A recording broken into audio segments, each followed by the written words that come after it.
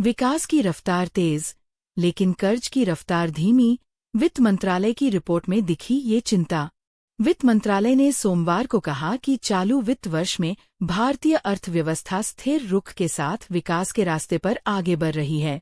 वित्त वर्ष 2025 से 26 की पहली तिमाही में घरेलू आपूर्ति और मांग की बुनियाद मजबूत दिखाई दे रही है।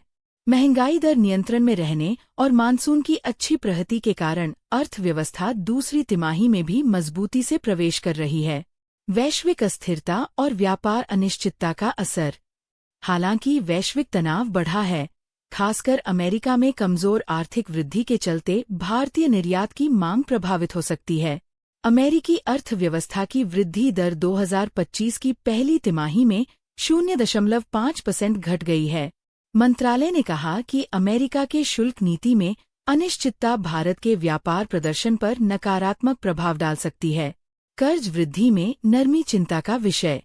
मौद्रिक नीति में नरमी और बैंकों के मजबूत बहीखातों के बावजूद कर्ज वृद्धि धीमी हुई है, जो कर्ज लेने वालों की सतर्कता और कर्ज देने वालों के जोखिम बचाव रवैये को दर्शाती है। कंपनियां कम उधारी लागत के कारण बॉन्ड बाजार, खासकर वाणिज्यिक पत्रों में ज्यादा रुचि दिखा रही हैं। रोजगार सृजन के लिए ELI योजना जरूरी। न्यूज एजेंसी भाषा के मुताबिक वित्त मंत्रालय ने कहा कि रोजगार से जुड़ी प्रोत्साहन ELI योजना के साथ अब कंपनियों को रोजगार सृजन की दिशा में कदम बढ़ाने का समय है।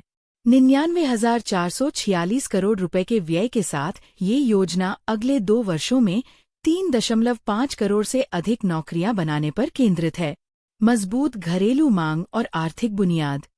व्यापार तनाव, वैश्विक अस्थिरता और बाहरी अनिश्चितताओं के बावजूद भारत की व्यापक आर्थिक बुनियाद मजबूत बनी हुई है।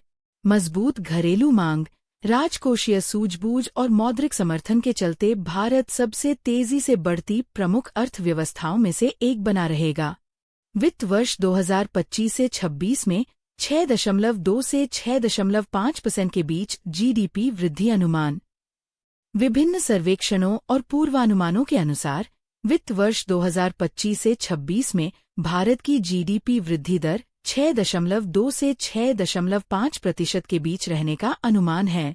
उच्च आवृत्ति संकेतक जैसे GST संग्रह, ई-वे बिल, निर्यात और PMI आंकड़े भी आर्थिक मजबूती का संकेत देते हैं। मानसून की अच्छी प्रगति से कृषि क्षेत्र को फायदा।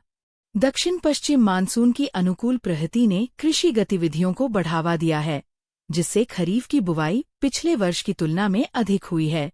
पर्याप्त उर्वरक उपलब्धता और जलाशयों में संतोषजनक जल स्तर भी अच्छी फसल के संकेत हैं, जो ग्रामीण आय और खपत को बढ़ावा देंगे। इस प्रकार वित्त मंत्रालय की मासिक समीक्षा में ये स्पष्ट किया गया है कि भारतीय अर्थव्यवस्था स्थिर और सतत विकास की दिशा में आगे बढ़ रही है, लेकिन कर्ज वृद्धि में नरमी